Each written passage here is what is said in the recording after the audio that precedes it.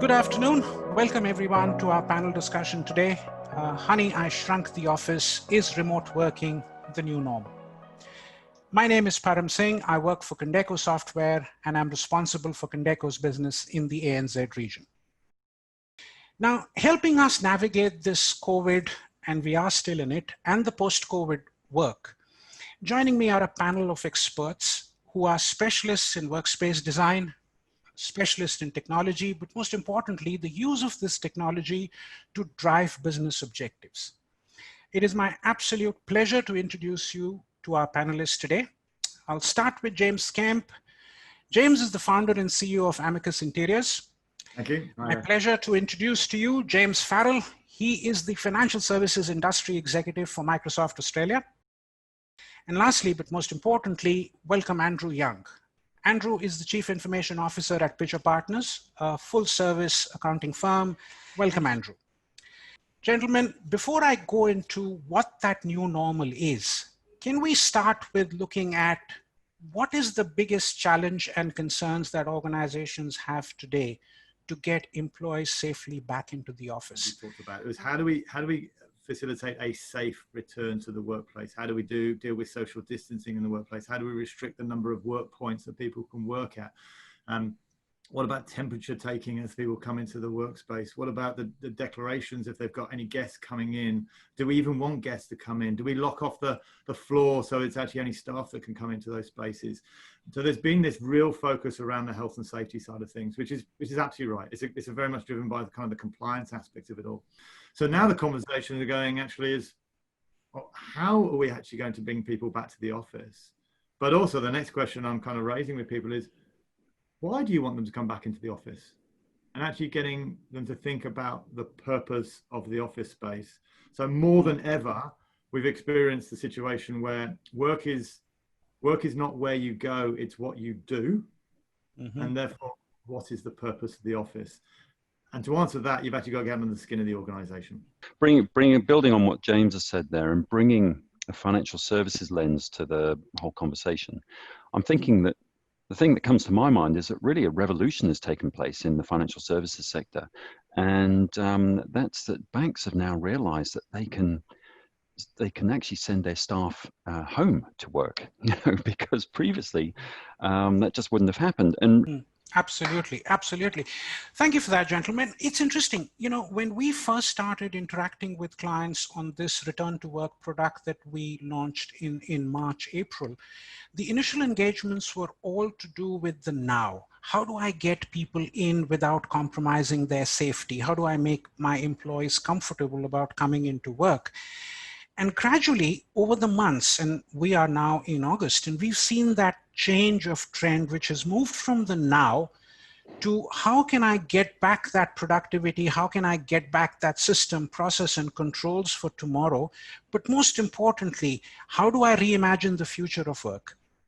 Where do you think we are in terms of productivity and work performance? What is it that the businesses have actually found has impacted or not impacted these two elements, which are very critical to them?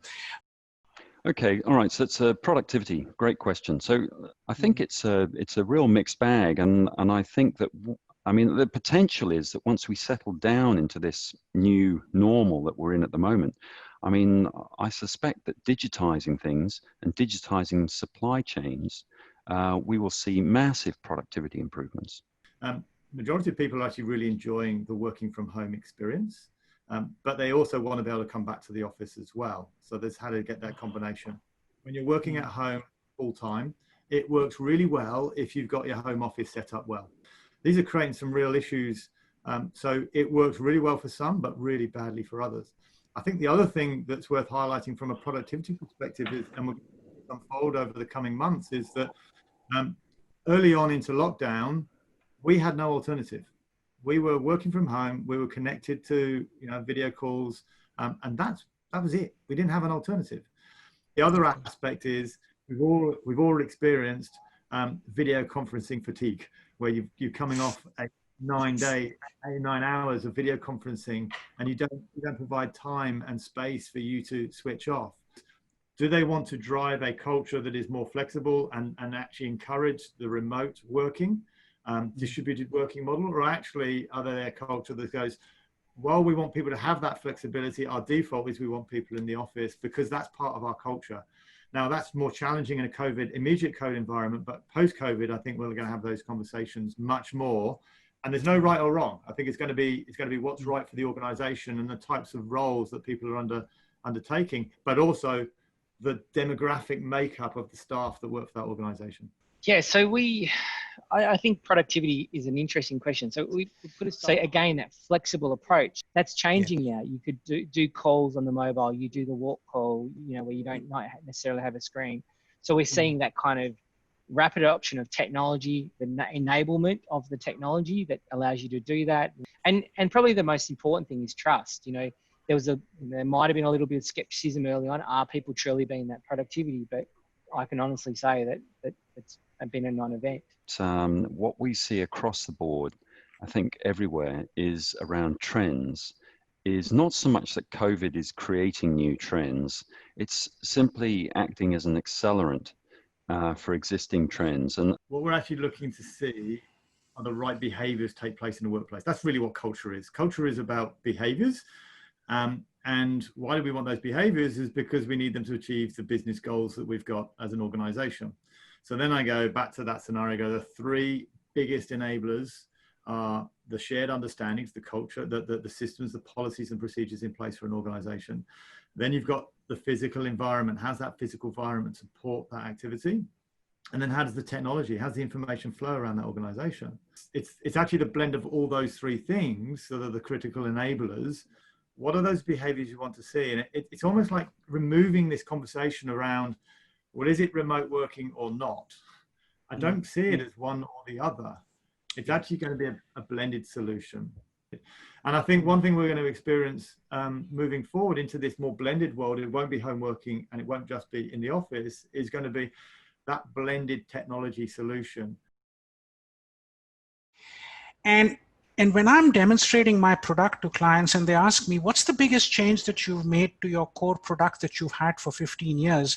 I do say to them that one of the core changes and probably the most impactful change we've made is that we've added the status of working from home into the application, where a person can be seen as working from home so that everybody who wants to collaborate with them know that they're working from home and can find the avenues and means to do it. And usually we kind of look at, security at being, almost like a lever. There's some people think of it as being security at one end and utility or usability at the other end. And I think that that's shifting, where we can have, it's not kind of an or situation, it's actually becoming an and situation where you can have security and usability. And I think because I know that's definitely what we are trying very hard to produce. So we've got these secure environments where you can work from anywhere. You've got collaboration spaces that where you've got multiple different types of blended meetings with different people coming, and digitizing all these analog processes. And gentlemen, like all good things, we are at the end of our time. And I really want to thank all three of you, Andrew, James Kemp, James Farrell, for your time, for your participation, and for your insights and knowledge.